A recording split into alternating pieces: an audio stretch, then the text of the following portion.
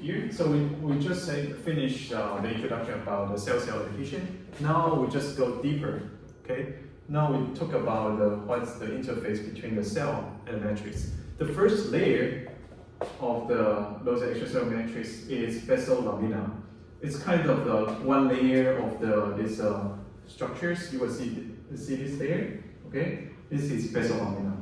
And if you if you fix your cell and kind of physically remove the cell, sometimes you will leave some plasma membrane on those basal lamina. This is the kind of top view to see their structure. This is basal lamina. Okay, so this layer they are the network meshwork right below the basal layer of the cells. Okay. So those basal lamina, they really important to organize cells into tissues, and it's also good for some tissue repairing. They are also can form such a permeability barrier. Okay, for example, there's one very important structure we call the blood-brain barrier. In short, it's a BBB. Okay, blood-brain barrier. So our brains need to be functional, our brains need a lot of energy. Okay, so to provide energy for our brain to work, our body put a lot of blood vessels and covering the whole brains, and the nutrient we eat will kind of transfer to the circulation system and move to the blood brain to give them nutrients. Otherwise, we cannot think. Okay, we just feel sleepy. Okay. But so this is the zoom-in image of the blood vessel, and there are a lot of neural cell or astrocyte and other kind of brain cells outside of those blood vessels. So just to give you an idea, this is the section of the blood vessel. There's a layer. Okay, we call this is lumen. And this is endothelial cell. Then this will be the basal lamina. Okay, and outside of cell will have some smooth muscle cell or fibroblasts. Okay, and this will be our blood vessel. So this is the endothelial cell. Okay, and below the endothelial cell will be one basal lamina, which can form a really tight diffusion barrier or permeability barrier. Why this barrier is important and people name it BDB? Because it's really matter when you try to treat the drug. For example, if some drug can easily kill tumors, it can be worked really easily to the other part of other different organ in our body. But those drugs probably cannot easily kill the tumor cell in brain, because it's always blocked by those BBB. Okay, so that is why it's always challenging to treat the brain tumors. Okay, because if you use IV injection, okay, of your chemotherapy to do your chemotherapy or to put those chemicals through your circulation, they cannot easily penetrate those blood-brain barrier and go to kill the brain tumors. Okay. So of course there are different systems. People try to open such a BBB, which we don't have time to introduce. But if you are interested, I can introduce after class. Okay. Yeah. So in this interface, we just introduced a junction called hemidesmosome. Will connect the cells with the extracellular matrix. Okay, that structure we call the hemidesmosome. Inside the hemidesmosome, actually, the cell uses one major chem is integrin. Okay, integrin is formed by the two different transmembrane proteins. They form the heterodimer. Okay, one is alpha and the beta, and of course there are different combinations of the alpha and the beta. Alpha 1, beta 1, alpha 2, beta 2, beta 1, alpha 3, beta 1. It's just different combinations. They can kind of interact with different molecule and trigger different signaling. So the alpha beta integrin, they like to interact with different extracellular matrices, for example, fibronectin. And also there's a specific amino acid domain they will interact with, which is RGD domain. It's arginine, glycine, and asparagine. Okay, those are RGD. These three amino acids on the fibronectin will have a super high affinity with those integrin. They just perfect like super like those the combination of these three amino acids. Okay, and I showed you before. From the top ego view to see such a besolamina, you will see such a meshwork. Okay, so this is a cartoon of those meshwork. They are different molecular matrix molecule like the type 4 collagen, lamine, and the nitrogen in tactin and the protein. Okay, they will form such a meshwork. Just keep in mind, there's a major concept here. Is those molecules they have a lot of binding sites. A lot of binding sites. Those binding sites allow them to interact with others or allow them to interact by themselves. So it just provides a lot of binding sites for them to connect with each other, and finally can form such a really strong interaction network and provide a very good mechanical support, and also form the really tight, dense network to generate certain permeability diffusion barrier. Okay. So this will be kind of more detailed introduction about the lamine. This is a cross-shaped protein. So this lamine is the kind of one of the major multiple adhesive matrix protein in the besolamina. It is a heterotrimeric protein, which has three different polypeptides. Would be the alpha, beta, and gamma. So alpha go this, okay, and then have some LG domain can interact with others, and the beta go through this and then have this coil domain, okay, and the gamma go this and then also have coil domain. They all have a lot of different binding sites, allow them to assemble by themselves together and also interact with other molecules. Integrin provide different things. I will not ask you what kind of protein they can interact. Just keep in mind they can interact with themselves and interact with others. Okay, they provide a lot of binding site. That's enough. Okay, yeah. And then the collagen. Okay, collagen are trimeric protein. Okay, those are collagen they actually form from the three polypeptide of the collagen polypeptide. Okay, this is one collagen polypeptide. And the three polypeptides kind of ran up to form such collagen fibers. Okay, so because these collagen fibers they are really tight with each other, so the space in the center will be really crowded. Okay. So and you will see if you check the polypeptide sequence of those collagen polypeptides, you will see there are a lot of repeats of the three amino acids. Glycine and the X and the Y. Okay, there are a lot of repeats of this amino acid. X and the Y can be any amino acid, but often proline and hydroxide proline. So always glycine, proline, hydroxide proline, glycine, proline and hydroxide proline.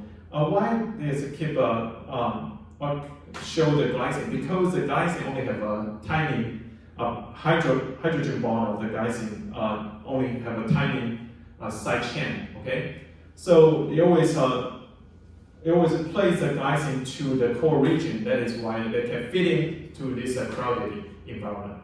Okay, so the orange part is the glycine. Okay, they will put the proline or hydroxide proline outside of this region and put the glycine in the core region. That is why they can fit in this tiny environment. And they are different from the kind of type 1 collagen, type 2 collagen, provide different. I will not ask you to kind of write down this whole table because I cannot remember either. Okay, those are meaningless. You just know there are different kind of collagen. And one time when you study those collagen, you just try to find out my slide and check the detail. That's enough, right? Okay, yeah. Okay, so. As I showed you before, those besolamina, they are kind of network of the mesh or meshwork. How can they form such a meshwork? Such a trimeric or trimeric collagen. They also on their N terminal and C terminal they have some globular domain. Why it's called they grow below the weights because under EN, under electron microscopy, they will see such a bowl-like structure. Okay, those bowl-like structure can serve as an interacting domain for them to interact with a dimer or a tetramer or iomer, okay, oligomer. And finally, they can connect with each other by their end, okay, and form such a meshwork and or network. Okay. And Collagen is this guys is one kind of polysaccharide. There are a lot of polysaccharide, a lot of sugars on this protein. So we later will introduce several definitions of the glycoprotein, which means a protein with sugars. Okay, so this is a polypeptide. This is a glycoprotein, or we call it proteoglycan. Okay, glycoprotein have a polypeptide called core protein. Then the sugar will bind to certain amino acid.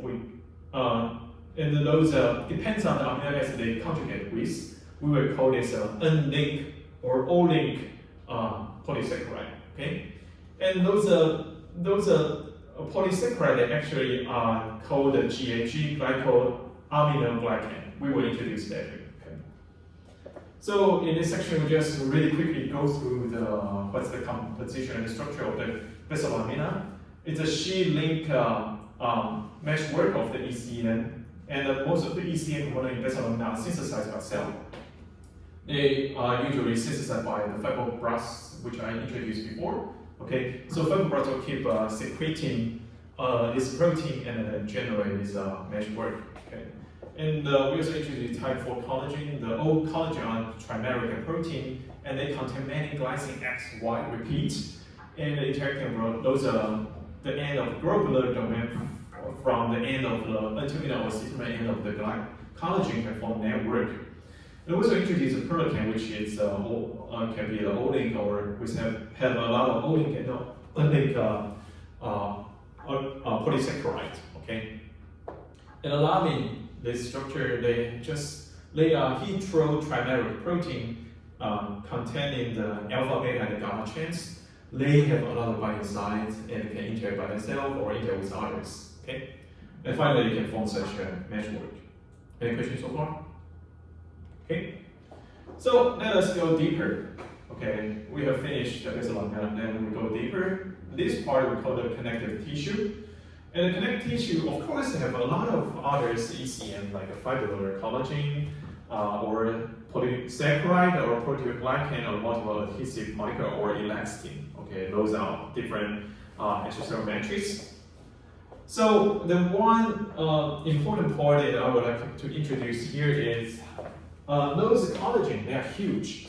Okay, like a collagen, they usually their size is like this, a couple micrometer. Okay, inside those collagen, they are secreted from cell. They are generated from cell. How cell can achieve this? You need to have a better idea how crowded inside the cells. In the cytosol, okay, it's super crowded. Actually, the protein in the cytosol, it's full of a kind of cytoskeleton or different protein complex. And the people already know the molecule smaller, larger than 20 nanometer in diameter. They cannot freely diffuse in the cytosol. Or you can say the pore size of the cytosol is like a 20 nanometer. Okay, it's just like this gap. If I'm bigger than 20 nanometer, if I am soluble protein and I'm larger than 20 nanometer, I will stop there. I cannot freely diffuse. Okay, do you know how fast for one molecule to travel around the cell completely? It's only take 10 seconds, super fast.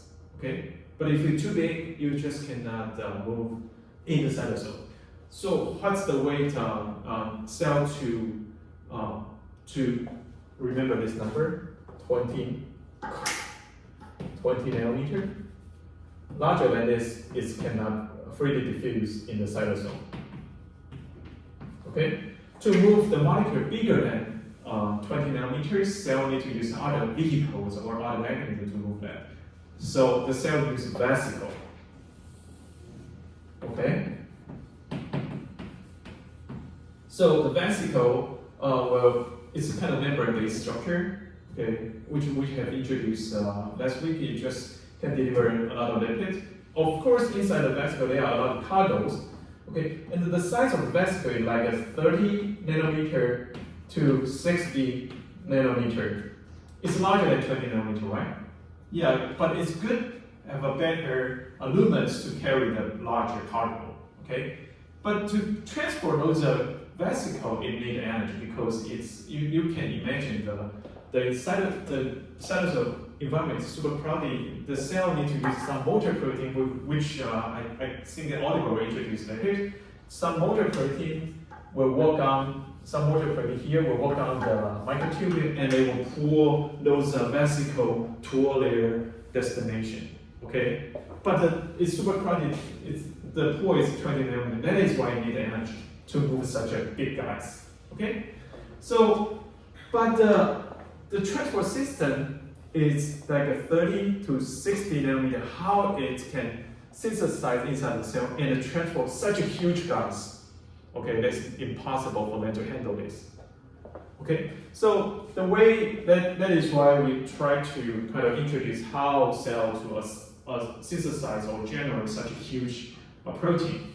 So in the beginning, of course, these collagen, they are polypeptide. They are trimeric polypeptide, right? They are also synthesized from the ribosome on the rough ER. So those ribosome will generate kind of synthesize 3 polypeptide here, alpha 1, alpha 1, and alpha 2, and they will kind of put some unlinked oligosaccharide to their C terminals. Okay, which will be here. Once they synthesize, complete this synthesis, okay, and the C terminal modification is holding oligosaccharide will kind of form such a disulfide bond and connect these 3 polypeptides. And you remember there's a glycine XY repeat, right? So the proline or the hydroxide proline, they have OH side chain will help them to interact among these 3 polypeptides, and finally can form such a zip-like structure. And a lot of different protein, now we are in the step 3, a lot of chaperone protein like heat shock protein 47, they will bind to those zip-like structure and help them to kind of maintain their structure or to prevent the over-aggregation of such a structure. And several ball will also kind of structure will bind to the end of this, we call it procollagen, okay, structure. Then these guys will transport to the Golgi apparatus, and those ball will align this procollagen, align them together, and finally move out of cells. Then we remove such balls, and those collagen, they actually can serve as a unit to assemble to the bigger collagen. Okay, then finally they form the collagen fiber.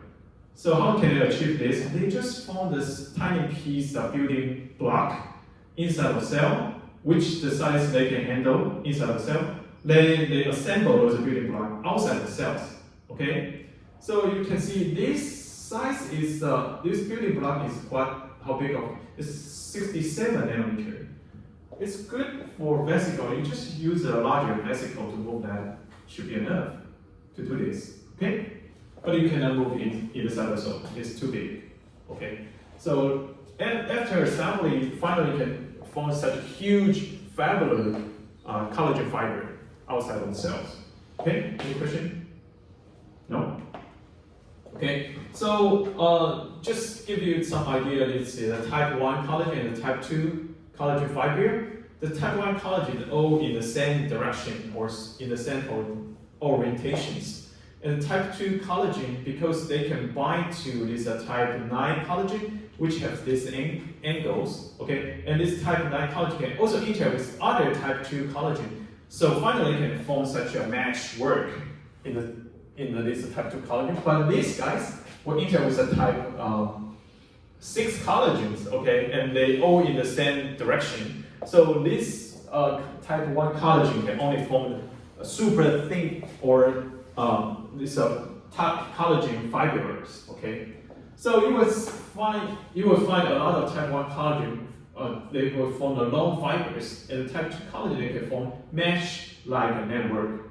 Okay, so in tendons, okay, the type 1 collagen are all oriented in the direction of what the stress applied to the tendon. Okay, the stress will be applied here, so you will see a lot of collagen fiber in such a, they will follow the stress, okay, direction, okay. But in your cartilage, this stress can come from any side of the direction, not the tendon. Tendon only mainly from the, for example, this direction, but your cartilage is come from different direction. In that case, it's better to use this mesh-like collagen. Okay. Okay, so we previously introduced Collagen, which is a proteoglycan, which is mean protein conjugate with some sugar. Okay, so now we will give you more introduction of this. So this is a core protein, and a lot of sugar will bind to those polypeptides. Those sugar, they actually are kind of polymer of the repeat disaccharide. Okay, these are those disaccharide, 2 sugar. Okay, disaccharide.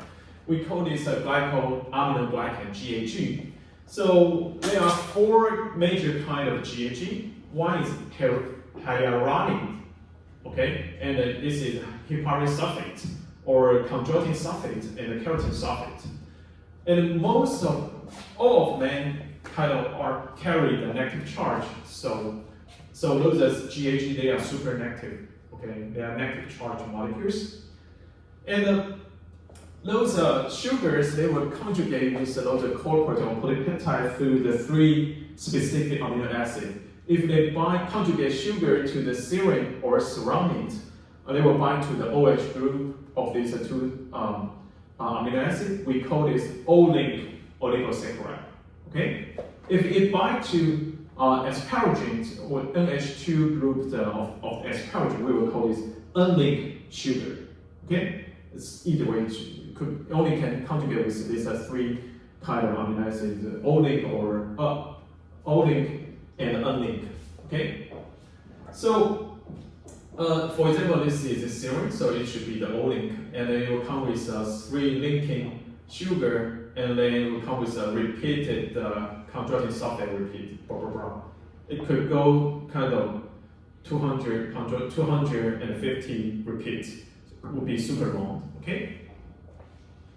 And such a disaccharide or GAG, they are very important for certain function, and they are also kind of really important for kind of some drug target recently. If you study some glycobiology, you will know that. Okay. For example, this is a blood vessel, and this is endothelial cell. Okay, this guy. And here is the lumen. Okay. So the heparin sulfate on the endothelial cell surface, they kind of have several, those are SO3, they kind of, these 2 sites heparin sulfate, this sulfate group can serve as a binding site for one kind of protein called AT3, okay? This AT3 is anti-thrombin, it stands for anti-thrombin, it can inhibit thrombin protein. And the thrombin is the one can induce blood clotting. Okay, so you normally don't want your blood for such a blood clotting. So the heparin will kind of activate AT3. So activated AT3 will bind to the thrombin and inhibit the thrombin to form such a blood clotting. Okay, this is one example of the heparin sulfate. Okay, and this is the hydroionic. Would I go too fast? It's okay. Okay, and this is a hyaluronic acid under electron microscopy. So hyaluronic acid is right here. Okay, so it's contained. Hyaluronic can bind with provide some binding site for a certain protein. For this one is an aggrecan. Okay, and the aggrecan, there are a lot of serine surrounding asparagine on this polypeptide chain. And they can also conjugate with different other GAG or disaccharides. Okay, and finally, this is because whole GAG or hyaluronic acid or this different GAG, they have a lot of negative charge, right? So negative charge will attract water molecule. So this whole stuff will attract a lot of water and make this environment kind of more gel-like environment. Okay. So what's the point to make a gel-like environment if the whole tissue are full of the really dense ECM? It's there is no space for cell to behave or to active. For example, the cell need to divide, cell need to migrate, they need space. If the extracellular matrix is too dense, they cannot do these things. They need some space to behave, to act with others. Okay, so such a gel-like structure, they can give such a ability or capability for the cell to move around there. Okay, yeah. And this is the fibronectin. Of course, again, it has a lot of binding site, a lot of differences. And the point is, there is an RGD domain. There's 3 kinds of amino acid that integrate super-like. So the integrin can bind to this fibronectin RGD domain. And this is the experiment that proved that RGD, not the RAD, not the RGE, not the KGD, the different combination will be totally different. They cannot help cell to adhere. Okay. For example, the X6 is the increasing amount of those peptides they synthesize. Okay, each polypeptide. Only these 3 contain RGD. These 4 they don't contain the RGD. And when they increase the amount of peptide they synthesize, they try to test how much of those peptides can really bind to the cell. And they found only the one with the RGD, exactly RGD can really bind to the cell. The 4 without the RGD or different combination, they cannot bind to those cells. So RGD is really matter. Just exactly RGD, okay? And this just gives you some idea that also it's called elastic fibers in the connective tissues. They also can give some really good mechanical support for the connective tissues. Okay. Okay. And as I mentioned before, the density of the extracellular matrix need to be proper. It cannot be too dense or too loose. Okay. Too loose, it lost the mechanical support. Too dense, the cell cannot behave. Cells cannot, for example, if cell want to divide and need more space to generate the daughter cells, our cell need to form the larger, beautiful shape like these lumen structures. In that case, cell will try to make their environment or the ECM in their surrounding area more loosened. Okay, the way they do this is they try to produce secrete some zip-dependent matrix metalloprotease, NMP.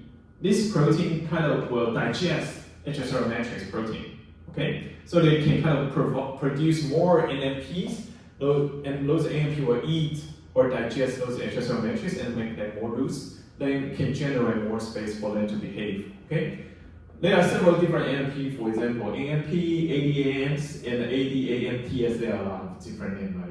Okay, and those NMP they can also regulate by certain inhibitors. Okay, there's a really tiny regulation system. For example, the TIMS or RAC, they can inhibit the NMP to kind of prevent the over-functional or over-digestion of those NMP in the extracellular matrix environment. Okay. So in this chapter, we introduce how cell generate such a collagen fibers. Okay, they need to synthesize a small building block, then deliver outside the cell and assemble those building blocks to the huge collagen fibers. And we also introduce the GAG, proteoglycan. They have a repeated disaccharide. And we introduce a multi-adhesive protein fibronectin. The RGD domain is good for the integrin to interact with it. And the elastic fiber can provide a mechanical support. And the type 1 and type 2 collagen, they can form form fiber and mesh like a network respectively. And they contribute to the tension resistance in tissues. Okay? And two examples of the GAG function is heparin sulfate for the blood clotting regulation, and also this hyaluronic acid, which can generate the gel-like environment. Any questions so far? Okay. Would I go too fast? Or is it okay? Or should I go slowly? Make you more sleepy? Is it okay? Okay. Okay, so far in this chapter, we only introduce the cell-cell adhesion or cell matrix adhesion in static situation, okay? But actually cell can move, okay, in our body. So when cell move, they also need to form such certain adhesion. For example, when cell need to migration, it's like when we walk, we need to kind of step on the floor, okay? So when cells migrate, they cannot fly. They also need to kind of step on extracellular matrix. They need to form such an adhesion connection, okay? So this structure, okay, we call there are different names: focal adhesion, focal contact, blah blah blah. There are different names. We usually call this focal adhesion. Okay, this is why we use the focal adhesion. And when cells migrate, they don't fully lie down the bottom. They actually form certain contact sites. Okay, this is the side view of the migrating cells. They try to migrate to your left sides, and they will form certain contact site and work. If they try to work there, they will form the new adhesion sites. And the other optic side, they will kind of resolve their adhesion site. That is why they can kind of move continuously toward their destination. And those contact sites, if you enlarge here, you will see those contact sites, they actually are the major component is integrin. Those integrin inside the contact site, they will interact with another extracellular matrix, and they will connect with a certain different cytoskeleton. So if you label, this is the top view of the one cell. If you kind of stain one component, for example, FAK, which is the marker of the focal adhesion complex, you will see those cells, this is one cell, they only form the contact site here. They are not fully relied on the culture dish, okay? They only touch the bottom through this site, okay?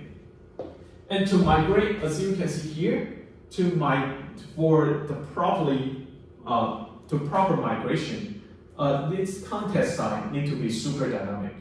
You need to form the new contact site here in the leading edge and remove the old contact site from the optic side, right? Otherwise, you cannot move the whole cell mass towards the direction.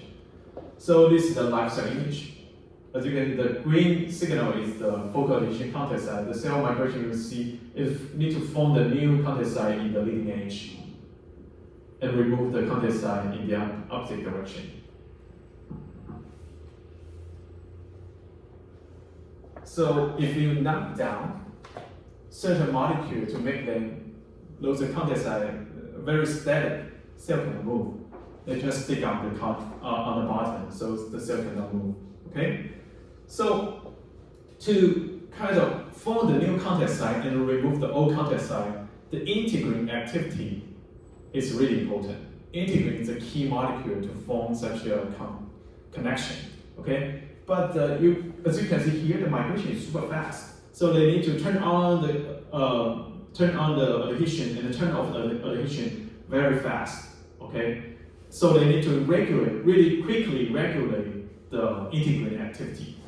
So there are different ways to regulate the integrin activity. The one way is try to regulate the integrin protein expression level, or change the the integrin conformation.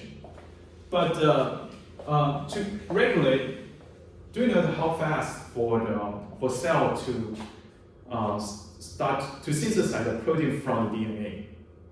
Once our genome receives the signal access to produce the mRNA and generate protein, how fast for them to generate a protein? Do you know? It takes roughly 10 minutes to 20 minutes. Okay? So once you receive the cell, whoa, I need certain protein, and I just send the signal to the promoter of our genomes. Then our genomes start to transcript to mRNA, and then mRNA go out to the cells to and touch the ribosome to generally translate the amino acid and form the protein, go to their destination. It's take 10 minutes to 20 minutes. It's kind of really slow, okay, right? And for the protein degradation, it's totally case by case. Some protein degrade really quickly, a couple minutes, but some of them can degrade with it take maybe 4 hours or 8 hours for them to degrade. So if you want to control the one protein activity by layer protein expression level, it should be super slow. It should be kind of something process kind of hours. Okay, it needs 1 hour or 2 hours to accumulate enough amount of the new integrin to the focal adhesion complex. It's too slow. Cell cannot use this mechanism to control their on and off system. So the better way or the faster way to control this is regular layer conformation. Okay, so the integrin actually have two different conformation. They have a binding site here, and they have a short transmembrane domain. If there's no stimulation factors inside of cells to stimulate it, then usually in steady state, those two integrin they will bend like this, okay, and hide their binding site. In this case, they are in active form. But once their cell need to kind of activate those integrin, they will send certain signaling to the cytosol part, and it will change the whole conformation of the integrin, and those are two integrins straight out, okay, and expose their binding site, then they become the active form. So this is the electron micrograph to show the 3D structure of those banded integrin and straight out of those integrin on the electron micrograph. So you will see the ball here, right? It's called the membrane nanodisc. Okay, the membrane nanodisc is because under microscopy, the whole cover glass or whole environment, they are kind of hydrophilic environment. There's no lipid layer. Okay, how can you kind of naturally show such a hydrophobic transmembrane protein under microscopy? You must need some ways to make it work. So there are one technique called the nanodisc, membrane nanodisc.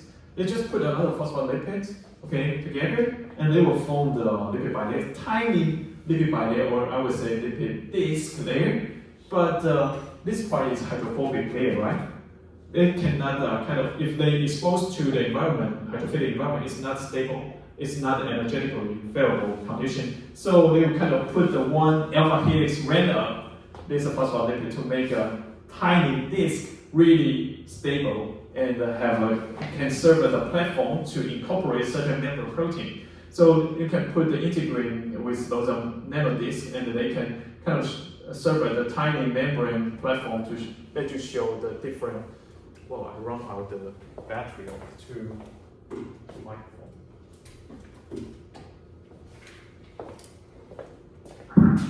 Okay, it can let you show the 3D structure, and finally you can kind of really figure out the structure of this. Okay, so such an integrin banded or such a conformation change is also good, important for the platelet to activate certain blood clot formation. Let me show you a video. Platelet adhesion and aggregation.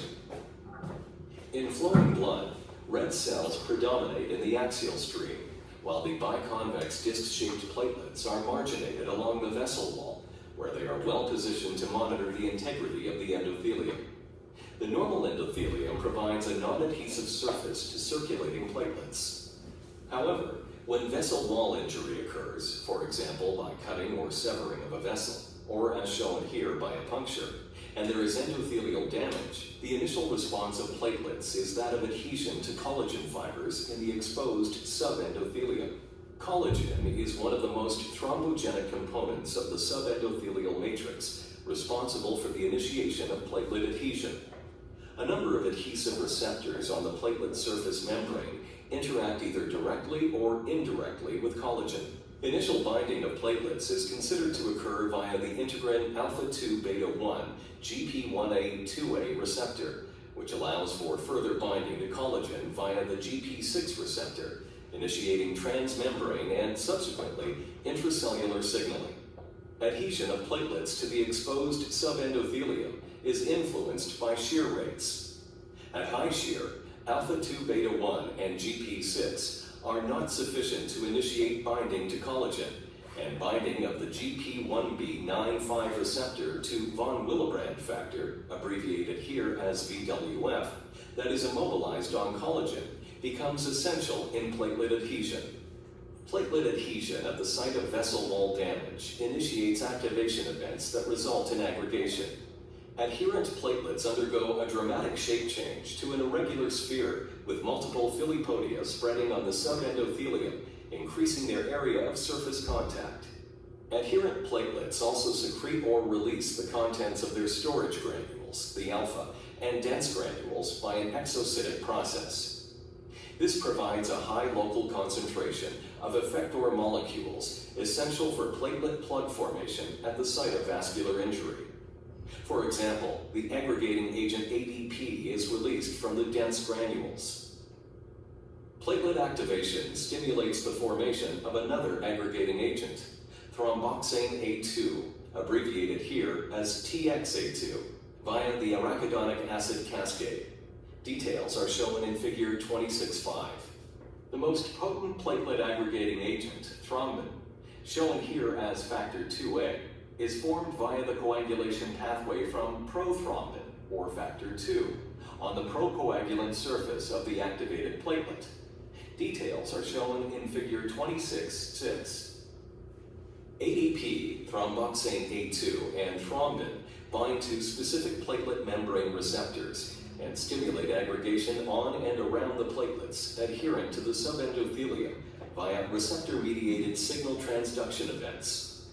Aggregation is an active metabolic process. Binding of any of the agonists to their respective membrane receptors initiates signaling pathways that ultimately convert integrin alpha-2b beta-3 or GP2b3A from a low-affinity resting state to a high-affinity activated state for binding extracellular soluble ligands such as plasma fibrinogen and von Willebrand factor. Fibrinogen is shown here. The transmission of an intracellular signal leads to disruption of the complex between the cytoplasmic tails of alpha-2b beta-3, followed by a conformational change in its extracellular globular head domains from a bent to an extended state, promoting the binding to fibrinogen and von Willebrand factor. Divalent fibrinogen and multivalent von Willebrand factor function as bridges between alpha-2b beta-3 receptors on adjacent activated platelets, thus allowing platelet aggregation to proceed. In this way, the large and complex metabolic repertoire of platelets allows them to effectively perform their primary physiological role, that of supporting hemostasis upon tissue trauma to form a platelet plug that arrests blood loss from a vascular injury. Okay, so just quickly remind you. So if any injury of the blood vessel happens, though and the CNS will just go away, right? So then the vessel lamina will kind of expose to the blood vessel or bloodstream. So the collagen is one factor will kind of attract a lot of platelets, binding layers, and such a binding platelet to those vessel lamina will trigger several signaling, and those signaling kind of will activate. This is the resting state or inactive state of the integrin. It will kind of activate it so they can kind of become the active form and enter with other fibrinogen or other cross-linkers, and they can trigger a bigger such a blood clot formation and then stop this blood injury. Okay, this is the trigger, also triggered by the integrin. Okay, and the next we introduced the IgChem, which is IgChem contains a neuronal chem, which found in neuronal cells, and intracellular chem, which is ICAM, and the genes which we have introduced before can be found in the tight junction, which is the main chem of the tight junction. So now we like to introduce the intercellular chem ICAM, which functionally movement of the leukocyte into the tissue. So those Ig can actually have several Ig domains will interact with each other, okay, and also important for the movement of leukocyte into the tissue. So leukocyte is one kind of immune cells. They are moving in our bloodstream, okay. But once our local tissue kind of have inflammation or have been attacked by some pathogen, those leukocytes need to stop. Okay, they are moving. Instead, they are moving in the bloodstream. They need to stop and they need to stop and lie down those blood vessels. Then go into the deep tissues through those junction between cells. So now those how such streaming immune cells bind to the endothelium cell and go into the tissues will be triggered by this ICANN. This also comes with videos.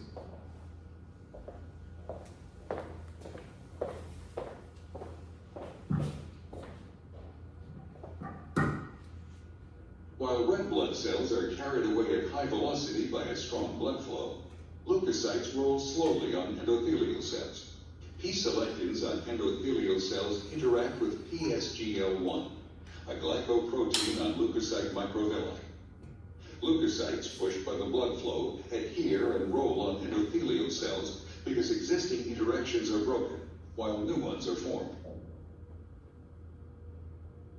At sites of inflammation, chemokines secreted by endothelial cells bind to the extracellular domains of G protein-coupled membrane receptors. This binding causes a conformational change in the cytosolic portion of the receptor, and the consequent activation of a subunit of the G protein. The activation of the G protein subunit triggers a cascade of protein activation, which in turn leads to the activation and clustering of integrins inside lipid brackets. A dramatic conformational change occurs in the extracellular domain of the And then activated become the active form of the integrin. This now allows for their And form really interaction strong with interaction proteins with the displayed at the endothelial surface cells. of the endothelial cells. These strong interactions immobilize the rolling leukocyte at the site of inflammation. Additional signaling events cause a profound reorganization of the cytoskeleton, resulting in the spreading of one edge of the leukocyte. The leading edge of the leukocyte inserts itself between endothelial cells, and the leukocyte migrates through the blood vessel wall into the inflamed tissue. Rolling, activation, adhesion, and transendothelial migration are the four steps of a process called leukocyte extravasation. Very beautiful design, right? Yeah, this process is called leukocyte atronization. So you can see this figure on the textbook. Instead, without any inflammation, the endothelial cell will not expose their several signaling to stop the integrin, to stop the leukocyte. They just keep moving. Leukocyte just keep moving in the bloodstream. Okay, but once some inflammation happens or they have been attacked by some pathogens, they will trigger those P-selectin will move on the surface. Okay, and they also will activate certain PAF signaling, which will trigger, there's a PAF receptor on the leukocytes. So the binding of those carbohydrate with the P-selectin will kind of only provide really weak interaction. So those leukocytes, they kind of still move, but they kind of rolling but slowly stop, okay, around these inflammatory tissues. Then those binding will activate such integrins. This is the inactive form, and then will become an active form. And those active form integrin will kind of bind to the ICAM2 really strongly. Such a strong interaction will totally stop the leukocyte. Then those leukocytes will have a chance to kind of move across this junction and go to the deeper tissue to do their immune job. Okay. This process is called leukocyte atronization. Okay? Yeah. This also, do you guys know the CAR T cell? Do you know? It's one kind of, you don't know, CAR C-A-R-T cell. There's no such a term in your brain, in your mind? No? Okay, forgot. Okay, so, yeah. And this, we just talked about use this disease to show how important for cell need to kind of connect their cytoskeleton with some extracellular matrix, otherwise it will trigger certain disease. This is called Duchenne muscular dystrophy, DMD. This patient, they actually carry the 1 mutant dystrophin, this protein. Okay, dystrophin will connect the actin cytoskeleton with a certain protein complex, and those protein complex will connect with the cytoskeleton extracellular matrix. If dystrophin mutation happens, it will kind of lose the connection between this protein complex with the cytoskeleton, and those protein complex can easily disrupt this assembly. Okay, and they cannot have a good connection with the extracellular matrix, and those cells will be easily kind of become unhealthy, and finally their muscle will kind of become unhealthy, and they kind of have such a muscular dystrophy syndrome. Okay. So in this section, we just talked about the cell adhesion, cell matrix adhesion when the cell move, okay, in movement manners. So we talk about EMT transition between the non-motile epithelial and motile mesenchymal cells. And in motile cells, the integrin can form an adhesion structure, for example, the focal adhesion complex. And the integrin, okay, there is a two conformation change, a low affinity in the active form, they will bend it, and or high affinity active forms, okay, and the platelet activate integrin to form the blood clot, okay. It also introduced IG cams, use integrin cams, ICAMs, and those ICAMs can play an important role in this leukocyte atronization. So you need to remember how this mechanism, what kind of molecule can really trigger the leukocyte start and migrate to their blood vessels. Okay, this mechanism is important. Okay, so this will be the section. So we only left maybe 7 minutes. I probably cannot finish the last part of my the contents. So probably we just stop here. If you have any question, do you have any question? No. So I will provide a kind of online link for you to learn this part of the content. Okay. If you have any question, just email me. Okay. Yeah. Don't hesitate. Yeah. Good luck.